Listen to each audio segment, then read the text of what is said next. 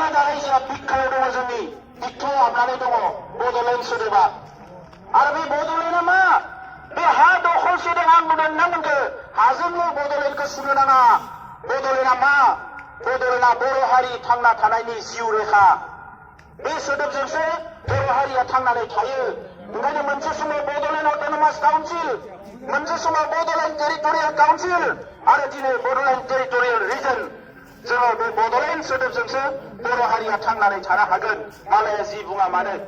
दा ओंखायनो रायजोफोर आं नैबे समाव जों मा मोनखो मा मोना बिनि गोलाव गासैखौबो बुंफोरनानै होनो नागिराखै दिनै सासे बड'फानि समाव मोनसे जिल्लायाव दैदेनगिरि जानाय सासे दैदेनगिरिया आं फैबाय थानायाव फनाव बिथाङा गाबहरदों जे फंबाय दिनै आङो नोंखौ ओरैबायदि माने गोसोखांदों आं नोंनि खाथियाव थांनो हायाखै जिफोर जिनिसखौ जों बिदोंमोन गोदो 33 बोसोर सिगाङाव सेन्ट्रेल इउनिभार्सिटि दिनै बड'फानि मुङावनो जोङो सेन्ट्रेल इउनिभार्सिटिखौ लाबोनो हाबाय जोङो दिनै चिरां जिल्लायाव रौमारियाव जोङो एम्स बिदोंमोन बेसेबांबा नांलायबाय जोङो सरकारजों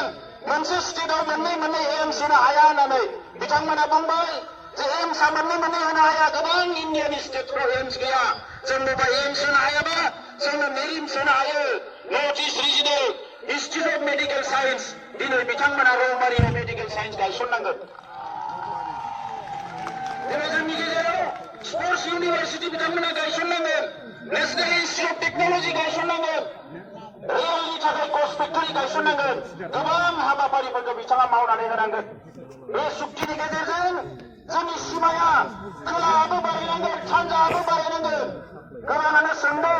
जोंहा सनितपुर जिल्ला बिश्वनाथ जिल्ला बायदिसिनाफ्रा मा जागोन जोङो बेवहाय स्पष्ट बेवहाय जोङो लिरनानै लादों नाथाय बिदि होननानै गुबुन हारिखौ जोङो सिगिनो गुबुन हारिनि थाखाय माबा मोनसे हेंथा मावनो थाखाय नङा रायजोफोर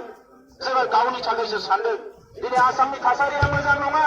भारत सरकाराबो सानदों आसाम सरकाराबो सानदों माबा मोनसे मावनो थांनानै माबा दावराव दावसि जागोन नामा जोंबो बिथांमोनखौ बुजिदों आरो बिथांमोननो सम होदों जों समखौ बिनिखायनो होदों जोंहा बिश्वास दङ